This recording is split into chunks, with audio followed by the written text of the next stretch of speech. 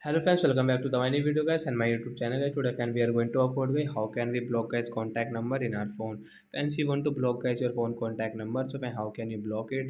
Today friends I will show you, I will tell you in this video guys. So before starting video friend, first of all go and subscribe the channel guys, click the bell icon, like the video. So friends, now let's see how can we block contact number.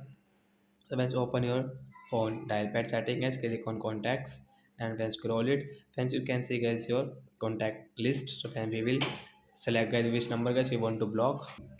So friends I want to block guys this my friend name this Ravi bhai guys. I want to block this number, so I will tap here friends. Friends you can see this more setting guys, tap here. Friends you can see guys this block contact guys, tap here to block it. Friends you can see the block option guys, tap here. Friends this contact number will block guys. You can see this block sign on this contact number, so we cannot contact with this number.